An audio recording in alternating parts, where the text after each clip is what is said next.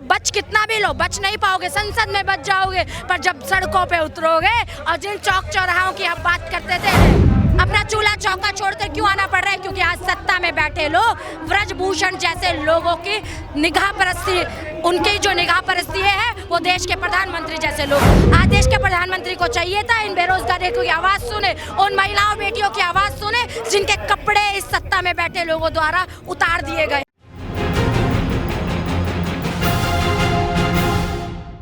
देखने के बाद अविश्वास प्रस्ताव पारित किया जा रहा है। राहुल गांधी इस अविश्वास प्रस्ताव को जो है वंचित करने वाले, कैसे देखते हैं आप? देखिए, अविश्वास प्रस्ताव जो है, मैं ऐसा समझती हूँ महिला होने के नाते यह देश की जरूरत बन गया है। जहाँ हमारे देश में एक छोर की महिलाएं, जो बहनें हमारी मणिपुर में निवस्त्र होकर सत्ता में बैठे लोग जो है, उनके सपोर्ट करने वाले लोग हैं, उनके द्वारा पूरे प्रदेश में घुमाई जा रही है। उनका चरित्र बिल्कुल, उनके कपड़ों, एक महिला की इज्जत होती है, उसकी आबरू होती है ये वस्त्र, परंतु उसके साथ यदि छेड़छाड़ होगी तो आज ये अविश्वास प्रस्ताव केवल संसद में नहीं है। अविश्वास प्रस्ताव वो है ये जो देश के युवा कोने कोने से लेके यहाँ भी पहुंचे। प्रधानमंत्री नरेंद्र मोदी तो पहुंच ही नहीं रहे संसद।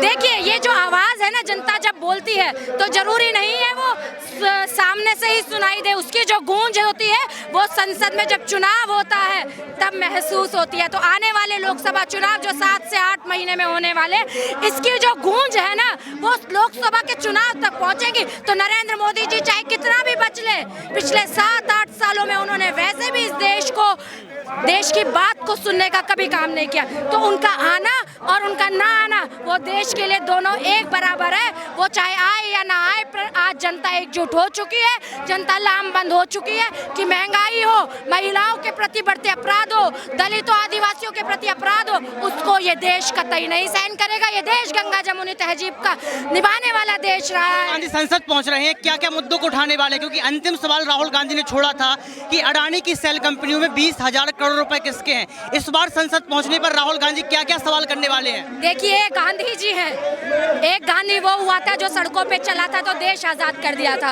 आज ये फिर एक गांधी, देश की जरूरत है तो भारत जोड़ने के लिए लामबंद और एकजुट हुआ और 4000 से ज्यादा किलोमीटर की यात्रा उसने कन्याकुमारी से लेकर कश्मीर तक।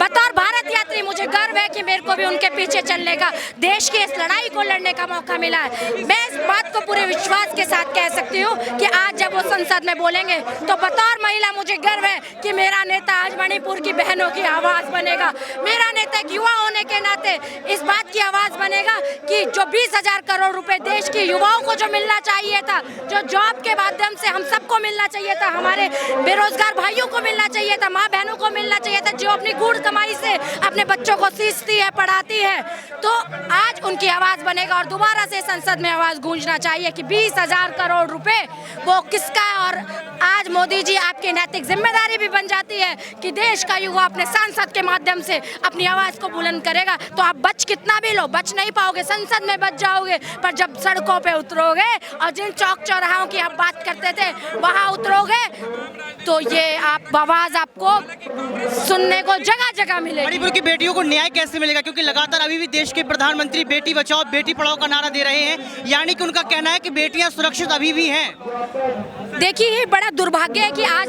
सत्ताधारी वो लोग हैं जो आधी आबादी को इग्नोर करने का काम कर रहे हैं। ये हम बहनों के लिए भी एक समझने का समय है कि हमें ऐसे लोगों पे विश्वास नहीं करना चाहिए। हमें केवल अनाज के चक्कर में आकर अपनी इज्जत और अपनी आने वाली पीढ़ियों के लिए ऐसा माहौल पैदा करने वाले लोगों को सत्ता से हटाना होगा कि जो लोग हमारी आवाज भी नहीं बनते, हमारे लिए कुछ अच्छा भी नहीं करते और जो लोग गलत कर रहे हैं उनको सपोर्ट भी करते हैं। ये पोस्टर आपका देखा, इस पोस्टर में लिखा है हिंसा के खिलाफ लड़ाई।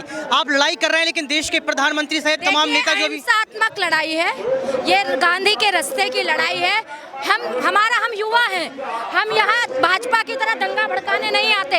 ये देश से जो युवा लामबंद हुए हैं, इनकी एक सीधी सी बात है कि हम आज संसद में, आज प्रधानमंत्री नरेंद्र मोदी जी को होना चाहिए था, उनको वहाँ बैठे सांसद का जवाब देना चाहिए था।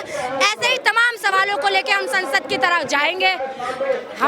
हमारे वोटों, हमारे नहीं तो हमारे जैसे भाइयों के वोटों से वो संसद तक पहुंचते हैं और पहुंचने के बाद वो अपनी जिम्मेदारी से विमुख हो जाते बेटियों की हैं। बात आप कर रहे हैं, ब्रजभूषण तो आज भी राजनीति कर रहे हैं, ब्रजभूषण तो जेल भी नहीं पहुंचे। यही तो दुर्भाग्य है। आज हमारी बहनों को इतनी बड़ी धूप में यहाँ क्यों आना पड़ रहा है, अपना चूल्हा चौका छोड़कर क्यों आना पड़ रहा है? क्योंकि आज सत्ता में बैठे लोग ब्रजभूषण जैसे लोगों की निगाह परस्ती, उनकी जो निगाह परस्ती है वो देश के प्रधानमंत्री जैसे लोगों की है। इसलिए सत्ता से हटाना, आज महिलाओं का ज्यादा धर्म हो जाता है कि ऐसे लोगों को सत्ता से हटाकर उनको उनके घर का रास्ता दिखाना होगा। अलायंस हो गया, गठबंधन हो गया, लड़ाई प्रधानमंत्री के चेहरे की है। यहाँ पर लगातार देखा जाए तो राहुल गांधी ने अपनी छवि को मजबूत किया, प्रधानमंत्री की दावेदारी कौन? मैं आपको टोकना चाहती हूँ इस बात की, ये लड़ाई मात्र प्रधानमंत्री के चेहरे की नहीं है।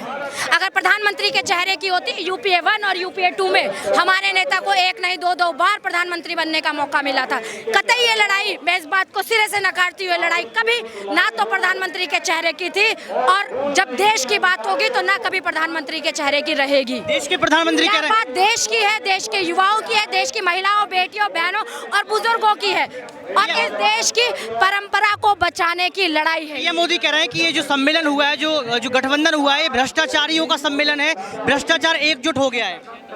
मैं यहाँ पर नरेंद्र मोदी जी की प्रवक्ता नहीं हूँ कि वो क्या कर रहे हैं, क्यों कर रहे हैं, तो मैं उनकी बात का जवाब दूं। मेरा काम है अपनी बात रखना, युवाओं की बात रखना, महिलाओं। आरोप लगा रहे हैं आप पर। आरोप प्रत्यारोप ये सत्ता के एक पार्ट होते हैं, जैसे सिक्के के दो पहलू होते हैं। मैं इसमें जाना ही नहीं चाहती। मैं गांधीवादी विचारधारा को अपने कंधों पे, अपने सिर पे विराजमान करके चलती हूँ। मैं सिर्फ इतनी बात कहूंगी कि देश के प्रधानमंत्री की तरफ आज देश का युवा देखता था। आज देश के प्रधानमंत्री को चाहिए था इन बेरोजगारों की आवाज सुने, उन महिलाओं बेटियों की आवाज सुने जिनके कपड़े इस सत्ता में बैठे लोगों द्वारा उतार दिए गए हैं। आज प्रधानमंत्री नरेंद्र मोदी को इस बात का जवाब दे, इधर उधर की बात मत कर, ये बता काफिला क्यों लूटा।